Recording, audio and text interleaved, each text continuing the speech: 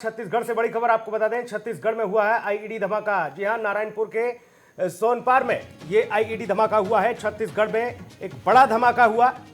नक्सलियों ने इस पूरे घटनाक्रम को अंजाम दिया है। नारायणपुर के सोनपुर इलाके में ये आईईडी धमाका हुआ है। गश्त के दौरान नक्सलियों ने किया धमाका। आईटीबीपी 35 बटालियन का एक जवान शहीद हुआ है और कई जवान इसमें जख्मी हुए हैं। ये बड़ी खबर आपको बता रहे हैं। देर रात जब गश्त के दौरान ये जवान निकले, उसी दरमियान नक्सलियों ने ये धमाका किया है। आईटीबीपी 53 बटालियन का एक जवान शहीद हुआ है और कई इसमें जख्मी हुए हैं। घायल जवान अस्पताल में भर्ती किए गए हैं। तो एक बार फिर से आपको बता दें कि छत्तीसगढ़ में नक्सलियों की कायराना हरकत सामने आई है। नारायणपुर के सोनपुर इलाके में यह बड़ा धमाका किया गया। गश्त के दौरान नक्सलियों ने आईईडी धमाका किया है, जिसमें एक जवान शहीद हो गया है।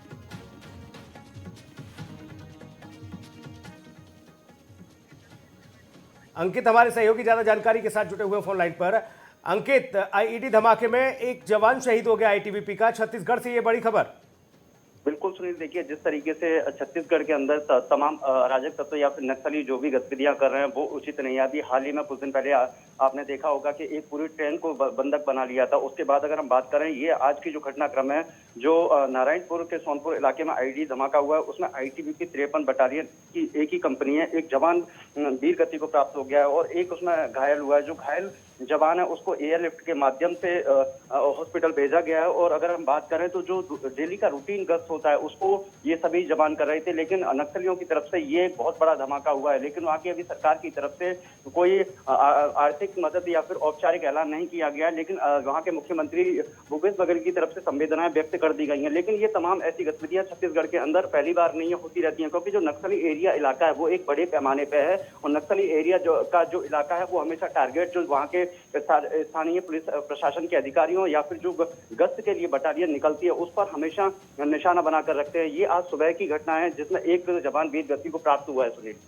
शीत ऋतु खत्म होने के बाद जब बसंत ऋतु का आगाज होता है अंकित, ऐसे में नक्सलियों का जो मूवमेंट है छत्तीसगढ़ में वो तेजी से बढ़ जाता है। पतझड़ होने के दरमियान ये नक्सली छुप जाते हैं अपने अपने ठिकानों पर और जैसे ही वसंत ऋतु का आगाज होता है, यानी कि जंगल जो हरे भरे होते हैं, उसी दरमियान इनका मूवमेंट बढ़ता है। ऐसे में जो सेना की जो सक्रियता है वो किस तरह की है, कुछ अपडेट?